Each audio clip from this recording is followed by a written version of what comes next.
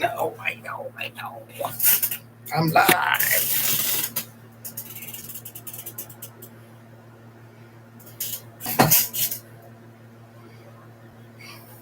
Okay, live. Live. Live video.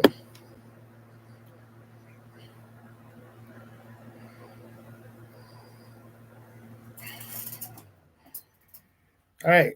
I don't see anybody signed on.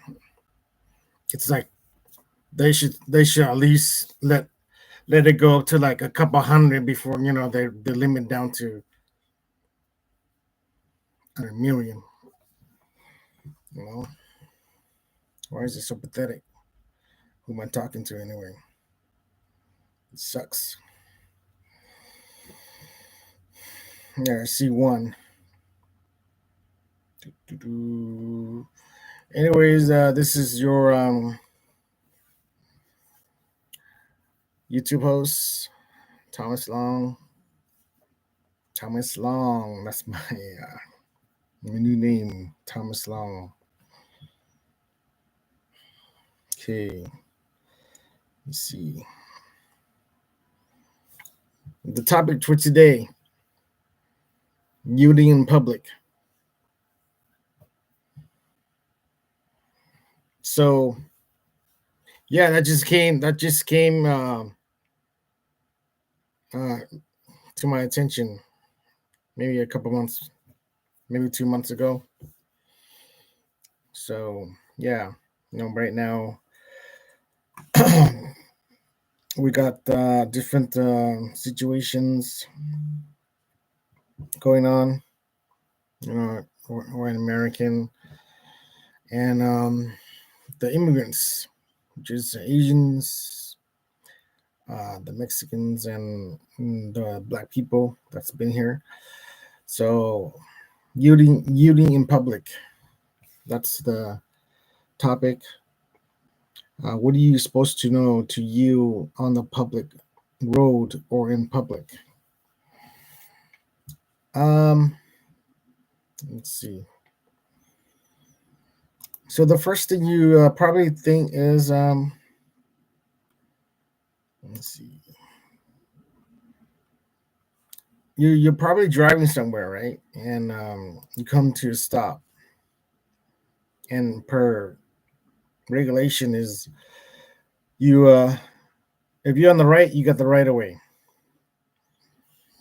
So yeah, the problem is sometimes there's some people want to look at you straight in the eye, and some people avoid looking at people. So you just have to do your best judgment. If they're not looking at you, then switch to who got there first. Okay, so if they got there first, obviously they're on the right. But if they got there first, they get to go first. But if you guys come to a stop and you stop at the same time and they're on the right, um, they go first. But some people, don't use right away. They look at you. And they say the person that got to the intersection with you, you're on the right, but they're on the left, and they're white American. But if you're not gonna look at them, and they feel like you're a little slow, they might take your right away. So they might go first because you're taking too low and too slow, and taking up time. So just be careful. When you get to a stop, pay attention to what time, when you guys got there together, or who got there first, and what side you're on, and who's driving. So it all becomes a combination of everything. But if they're Mexican, and you're Asian, so you just kind of have to battle it out. But you don't have to battle it. That's why there's laws. If you're on the right, you got the right of way. But sometimes they don't know the law. They just they're on the left, and you get to the intersection at the same time. And if you're Asian and they're Mexican, they might want to take it. They might want to take it from you. So you just have to either you stop and let them go, or you just um, just kind of roll out in front of them and then expect them to stop. Because if they hit you, then it's their fault because they're on the left. So you just have to check out, the combination of everything. But yeah, a lot of times the same people, I get Asian people, they cut me off too. I got there first, and I had to kind of hurry to go because if I fully stop, and they're doing like the rolling stop, they don't really stop. They're doing the slow and roll, and to accelerate. You just gotta watch out how they drive. And yeah, when I first came back from the military, and I was very disoriented. I was very slow. I can't figure out how to master the stop sign, the four-way stop sign. And it took me a while to kind of got used to the old ways of driving through a four-way stop. Because even four cars, or each lane has two cars, so there's eight cars to look at. When you get to a stop sign, including yours.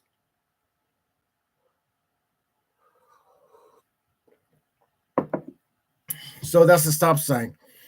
Let's say you go to the parking lot and they're backing out, so you should just stop, but don't go all the way, get close to the car and stop. Just stop before, as soon as you see it, far away. At least give them some space so they can back out completely and it won't hit your car. So because when you get close to the car and they're trying to back out, one, they gotta stop because you're there, so they're waiting for you to back up before they proceed. So you kind of slow them down too when you get too close to the car when they're backing out. And yeah, when you're driving a two-way road, a lot of people want to look at have eye contact with you when they pass you, because it seems like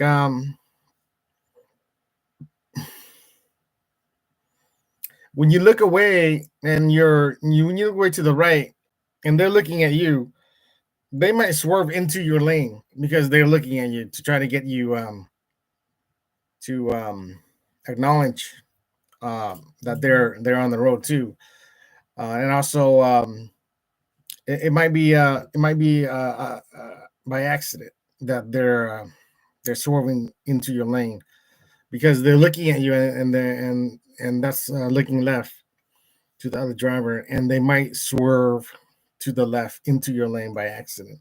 A lot of people do that when they're looking at me. Their car goes towards my way, my direction, and as soon as I look at them, they correct their steering. So that's kind of weird. I don't know. I stopped looking at people because I don't know, why do we have to look at everybody? It's so many people, and I just kind of cut down on my looking operation. So to conserve energy. And yeah, um, yielding, getting on the freeway, the on ramp. So I personally think when you're getting you're accelerating. So you're accelerating. So the car on the already on the freeway must be able to see you. So they have to adjust, you know either when they're gonna hit with you, they should adjust and step on the brake and let you accelerate past them. Some cars just want to go past you, so they go faster than the speed of they go faster than the fast lane speed, just to get ahead of you, and that's a no-no. So those drivers that's already on the far right, just slow down. Step on the brake, let the gas go, slow down, and let the guys coming in on the freeway just accelerate past you. You don't have to pass them. You might be going slow, so they might be in a hurry. So let them pass you, and they'll just go straight to the fast lane, and and you just let the gas go. You slow down a little bit, and then you sit back on the gas to continue your slow lane. If you're in a slow lane, you don't want to go faster than the fast lane, because the speed in the fast lane, because that's stupid, because the guy on the coming in on the on ramp is going fast. So let them go fast. Who cares? Don't slow them down. Don't get in the way and block them and speed control them. They just get pissed off, and you might honk each other, and just common sense. And if they're going too slow, just gauge it. Just change lanes. If you're far right, just change lanes to the left. Let them do whatever they do. They go into the freeway slow. It doesn't hurt you if you change lanes. Why stick around and get into a potential accident? So that's merging into the freeway. So that's traffic. It's just stop signs and merging on freeways and parking lot uh, etiquette. In public. So you got your American people, the white American.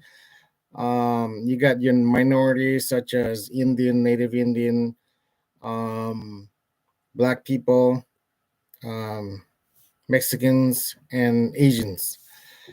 Sometimes all the Asians don't recognize who they are. There's 7 countries, like Revelation explained. There's Thailand,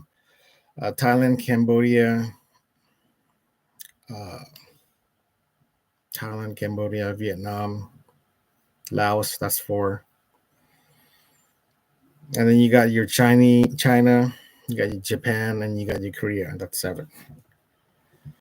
Um, yeah.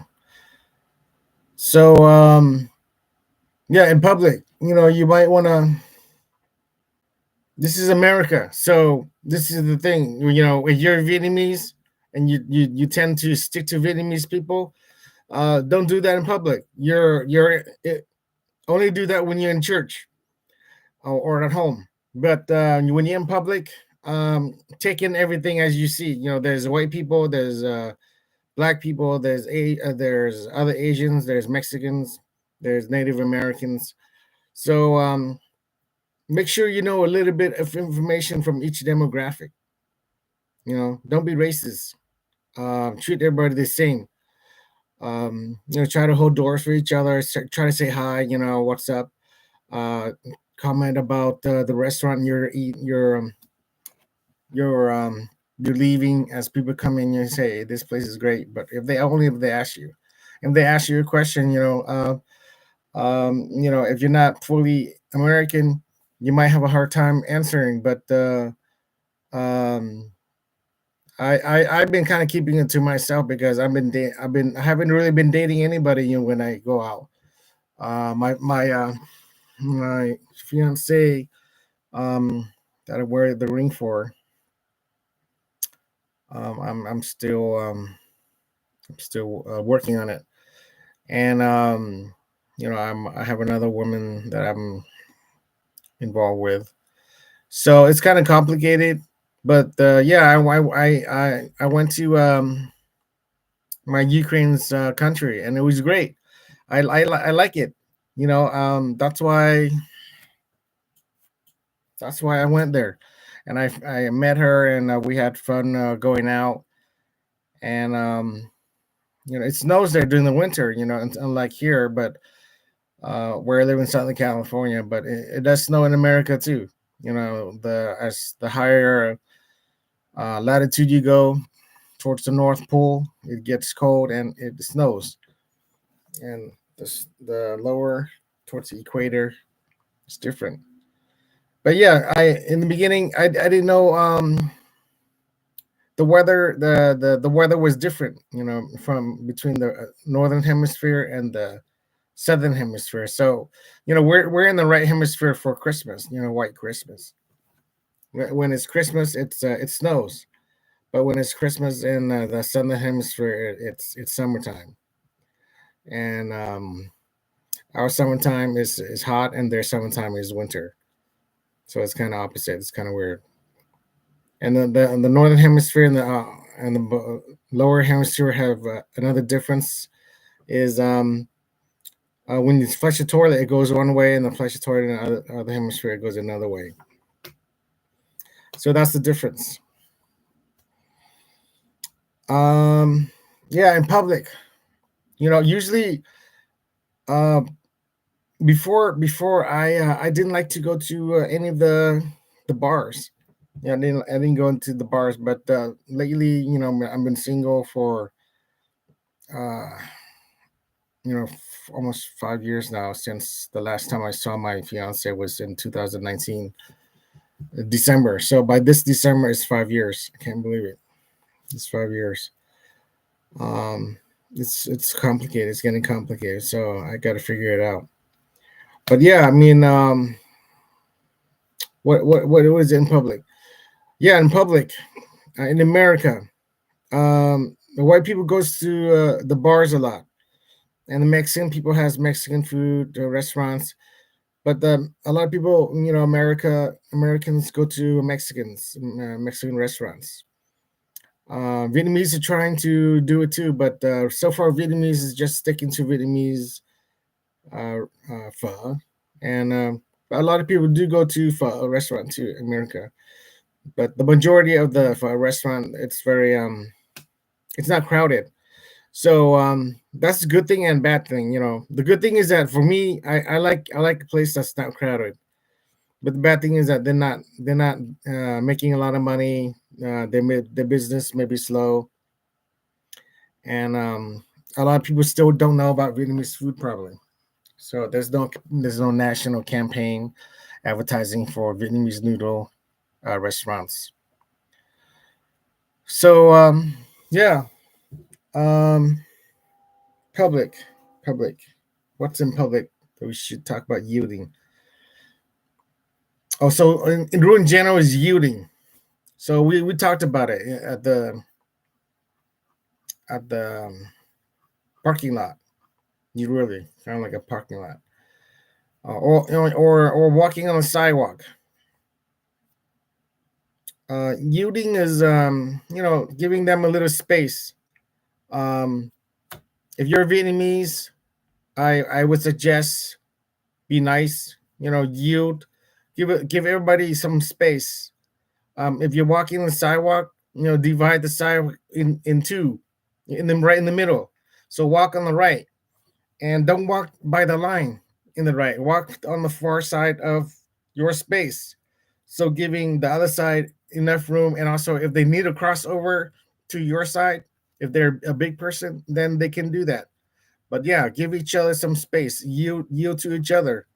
Um, Same thing as cars. If you drive on two-way road, and some people hug the center line, for comfort. And I think that's wrong. If you see another car coming by, you don't have to stay next to the center line on the left. Stay to the right. Give more space in between. A lot of people wait until the very end to make space. I noticed that.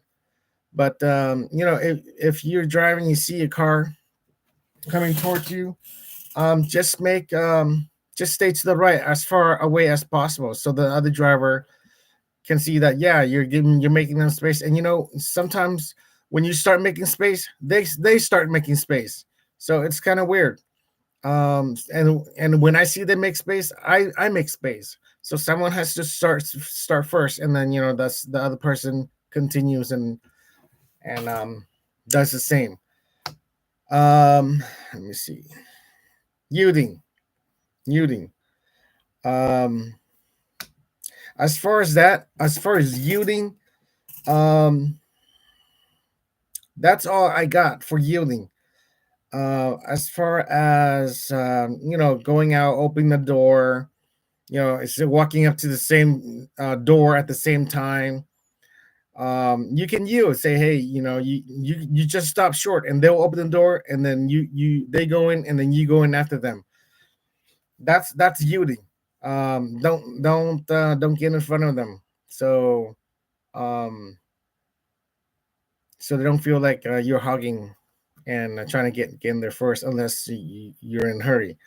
But yeah, that's part of yielding. When you walk up to the door at the same time, just yield to them. And this is for the Vietnamese people, just to um, show America that we like to show a gesture of um, kindness to the people, and to show that we like America. We don't want to move anywhere, and that's just gonna help. I know I'm saying this in English, but I should say it in Vietnamese too. But a lot of people, you should understand um, English. English. Yeah. So if it's a Vietnamese video, I speak solely in video in Vietnamese. Let me see.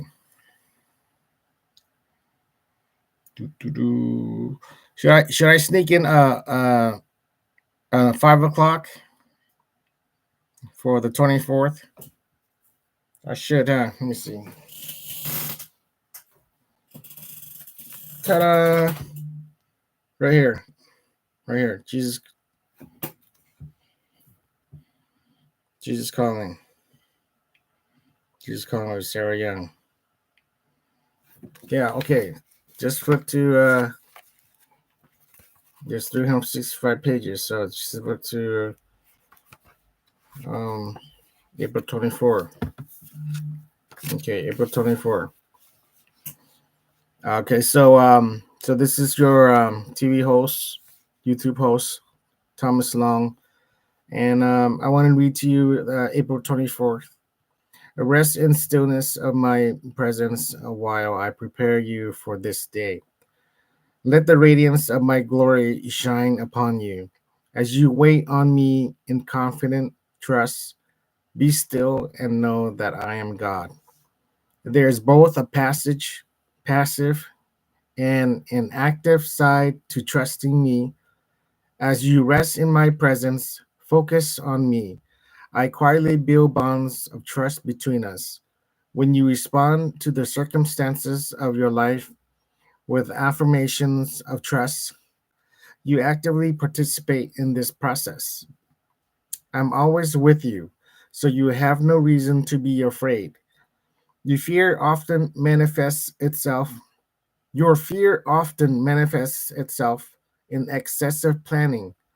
Your mind is so accustomed to this pattern of thinking that you are only now becoming aware of how pervasive it is and how much it hinders your intimacy with me. Repent of this tendency and resist it. Whenever you realize you are wandering down this well worn path, return to my presence, which always awaits you in the present moment. I accept you back with no condemnation. Condemnation. Psalms 46, verse 10, Romans 8, verse 1. Okay, so the rest and stillness of my presence while I prepare you for this day. When Jesus, is around, and this is how I learn about Jesus. Reading about uh, these uh, these readings, from Sarah Young also contribute to me learning about how Jesus is like. So let's say Jesus is around, and it can also be someone like your parent, someone you look forward to. Look up to your boss, your grandparents. Rest, just rest. When they're there, rest in the stillness of their presence. Let the radiance of my glory shine upon you. Okay, so yeah, if Jesus is around, he brightens you up. As you wait on me in confident trust. Yeah. So you waiting on Jesus Christ and you trust him. Be still and know that I am God. Jesus is God.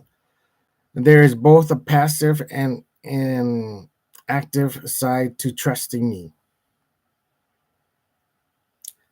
So a passive way to trust someone and an active way to trust someone is different.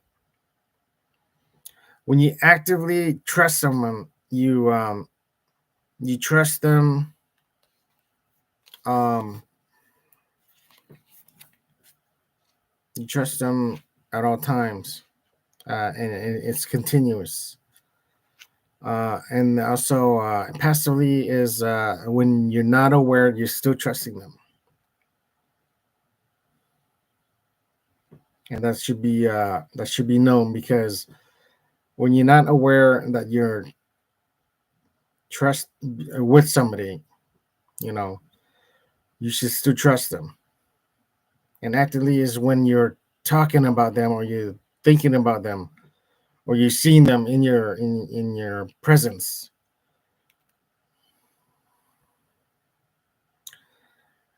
Let me see. As you rest in my presence, okay, when God is there, you're resting. Focus on me, okay. You're thinking about Christ. I quietly build bonds of trust between us. So when you're there, Jesus or God is trying to work on how to build um, a trust between us. That's you and God. When you respond to the circumstances of your life with affirmations of trust, you actively participate in this process. When you respond to the circumstances of your life with affirmations of trust, you actively participate in this process. So during life, you realize you will realize it when it happens to you, or during the time it happens. Um, so how you deal with the circumstances in life, um, with affirmations of trust, you are doing exactly what we're talking about. Okay, I'm always with you. Okay, so you have no reason to be afraid. God is with you at all times. Your fear often manifests itself in excessive planning.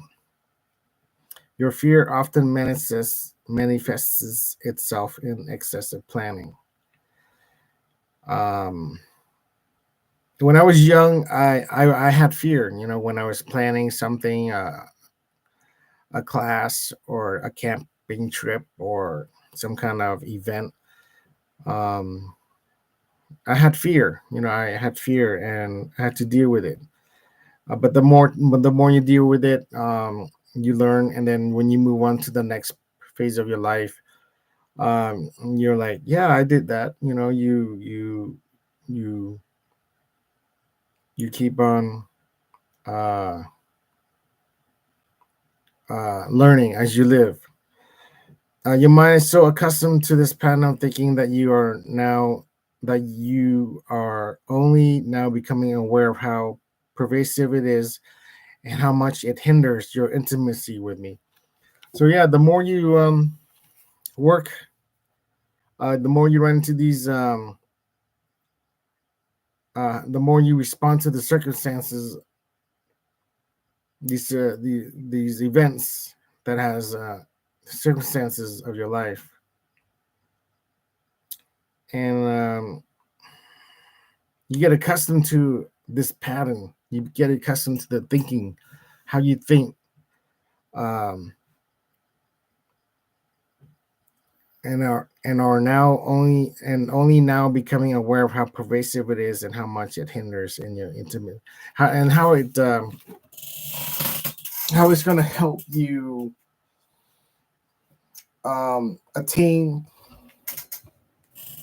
attain your intimacy with God. Yeah, and it is related to how you attain the intimacy. This the more you do work for God in life, the more it will the more the pattern you will see of how you have to think um, when you become aware of how pervasive it is and how much it hinders your intimacy, how much it how much it is involved in your intimacy, how you love the Lord, God and God. Repent of how much repent this tendency and resist it. Okay, you are not becoming aware of how pervasive it is, how much it hinders. Pervasive it is, and how much it hinders. Oh, hinders mean I guess it's not preventing your intimacy with God. So the more you do it, the more you realize it's gonna stop you from loving God. That's what I mean. Hinders mean. And so in the next line says, repent of this tendency and resist it. So it says, um, repent. So repent means to um, repent means to uh, give back. You know, when or work it off. When you have sin, you give back. You know, to repair it, whether it's money or labor, and you work it off. Like you have to spend time. You know, to fix it. You know, um, so it says repent of this tendency and resist it. Repent and of this tendency to not let the things, the events in life to hinder your intimacy with God. So resist it. You know, don't get into a lot of bad situations in life where it prevents you, you know, from not going to church, or prevents you from loving your family, and prevents you from loving your friends. And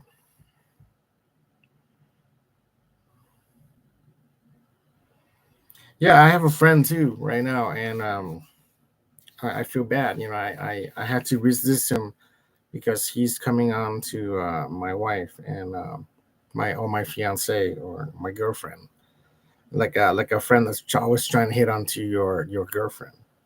But yeah, I actually fought this person, you know, not physically, you know, emotionally, and he's a friend, but as long as he's trying to um,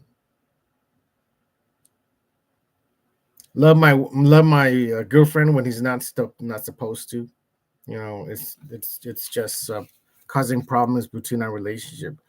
But yeah, he said that he wants to sleep with my girlfriend, and you know, I don't like that. There's something going on with America. You know, if you realize it, you know, some people think that, you know, you have to share your girlfriend, and some people like myself, you know, I don't think that's a nice idea. And it says, whenever you realize you are wandering down this wrong path, you resist it. And when you resist it, when you see that you're coming down this path, resist it.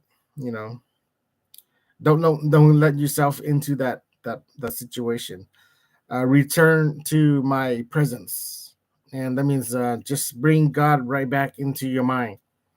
Um, and when you do that, uh, you're actually slewing in your brain, you know, from where you're standing, and you go straight to where God is at. So when you bring God in, you're actually going forward towards God. You know, you're slewing in your brain, and the slewing is very fast. You know, you can be like thousands of miles away, and when you slew, you just move so fast that you get there in like a second or less. Which return to my presence, which always awaits you in the present moment. God is always waiting for you, and I accept you back with no condemnation. So he takes you back, um, and I do that too. In my life, I try to do the same. I read about what God does, and I try to do the same. And I think if you're Mormon, you're trying to do that. You're trying to give people 7 times 77. They're your friend, and they hurt you, but you give them a chance. But you just don't want to be. You just don't want. You just want to be careful. Don't give them so much chance that they ruin your life. So that's that. But yeah, God will take you back with no condemnation. He's not going to throw you in jail. He's going to say, "Yeah, welcome back, son," and now it's the good old days. So, anyways, that's Sarah Young, and yeah, I kind of snuck it in, with the talk because I missed it. I might do the same thing tomorrow. Tomorrow morning, I might miss tomorrow mornings too. But yeah, if anything is nobody's chatting. I don't know. Nobody's with chatting. Let's see.